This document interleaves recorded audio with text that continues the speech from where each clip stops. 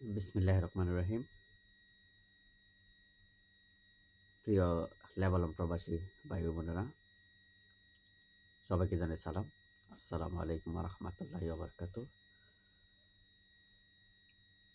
আমি একটা বিষয় নিয়ে কথা বলতে আসলাম। আপনারা সবসময় আমার হোয়াটসঅ্যাপ গ্রুপে, মেসেঞ্জারে, ফেসবুকে, এমনকি টিকটকেও মেসেজ করে রাখেন যে মেন পাওয়ার বিষয় নিয়ে। তো আপনারা অবগত আছেন যে দূতাবাস থেকে একটা বিজ্ঞপ্তি দেওয়া হয়েছে, ভিডিও বার্তা দেওয়া হয়েছে মোহাম্মদ রাষ্ট্রদূত আনোয়ার হোসেন রুবেল স্যার। তো আপনাদেরকে আশ্বাস দিয়েছেন কিছুদিনের মধ্যেই মেন পাওয়ারটা খুলে দেবে, আলহামদুলিল্লাহ। ইতিমধ্যে আমি অনেকবারই স্যারের সাথে কথা বললাম ওই বিষয় নিয়ে আপনাদের অনুরোধের কারণে, এবং বাংলাদেশ থেকেও একটি নোটিশ আসছে, দরখাস্ত এসেছে দূতাবাসে। ওটা নিয়ে কাজ হচ্ছে, আলহামদুলিল্লাহ। আপনারা যারা লেবানন প্রবাসে থেকে বিভিন্নভাবে ভিসা বের করছেন, অনেকের ভিসা মেয়াদও শেষ হয়েছেন, অনেকে রেনিউ করছেন, হতাশ হবেন না। কিছুদিনের মধ্যেই ভালো একটা ফলাফল পাবেন। আল্লাহর কাছে সবাই দোয়া করবেন। আল্লাহ চাইলে সব কিছু করতে পারেন। আপনার আমার উসিল্লা এবং সবার উসিল্লা, যারা টাকা পয়সা অনেক কষ্ট করে আনছেন, যারা দিছেন এবং অনেক কষ্ট করে চলতেছেন, ইনশাল্লাহ আপনাদের দিকে আল্লাহ তাআলা মুখ খুলে তাকাবেন। আপনারা সবাই ৫ ওয়াক্ত নামাজ পড়বেন, আল্লাহর কাছে দোয়া করবেন। আল্লাহ চাইলে আপনাদের মুখের দিকে তাকিয়ে আপনাদের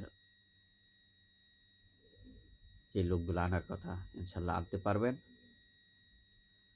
অনেকে ৭ বছর ৮ বছর আছেন, ভিসা করেন নাই, ইদানিং ভিসা করছেন একটা দুইটা। অনেক কষ্ট করে টাকা দিয়েছেন, ৪ লক্ষ টাকা করে, অনেকে ৫ লক্ষ, দুইটা ভিসার জন্য অনেকে ১০ লক্ষ টাকাও দিছেন। তো আশা করি ভালো কিছু একটা হবে। আর বিশেষ করে আমরা লেবানন প্রবাসীরা যারা আছি, আমরা অবগত আছি যে লেবাননের পরিস্থিতি কীরকম। যুদ্ধবিধ্বস্তের কারণে মেন পাওয়ারগুলা বন্ধ করে দেওয়া হয়েছিল, বাংলাদেশ থেকে কিন্তু বন্ধ করে দেওয়া হয়েছে। আর বাংলাদেশের প্রবাসী কল্যাণ থেকে আমাদের দেশে অর্থায়ন প্রেরণ করেছেন ১৮ কোটি টাকা দিয়ে লোক নেওয়ার জন্যে। এমতো অবস্থায় যদি আবার লোক ঢুকে তখন একটু সমস্যা হবে, সেই জন্যে। আর বিশেষ করে আপনারা জানেন এখনও যুদ্ধ শেষ হয় নাই, যুদ্ধবিরতি আবার নিছে ফেব্রুয়ারি মাসের ১৮ তারিখ পর্যন্ত। তো আপনারা আশা করি ভালো করে জানেন ১৮ তারিখে আবার কি হতে পারে, নাও হতে পারে। লেবানিজদের মুখে এখনও কানাকানি হচ্ছে যে ১৮ তারিখে কী যে হয়। আপনারা আজকেও জানেন পাহাড়ের উপরে একটি হামলা হয়েছে। তো সেই কারণে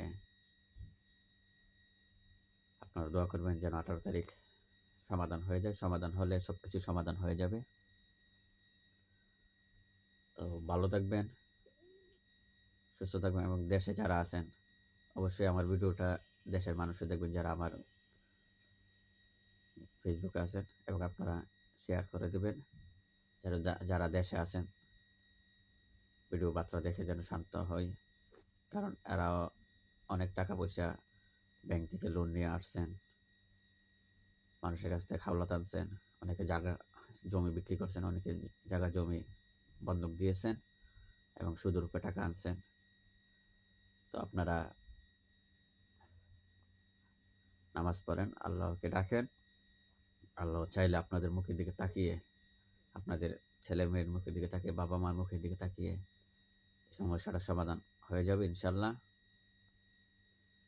তো ভালো থাকবেন, সুস্থ থাকবেন, নিরাপদ স্থানে থাকবেন, নিরাপদে পথ চলবেন। ধন্যবাদ সবাইকে। আল্লাহ হাফেজ।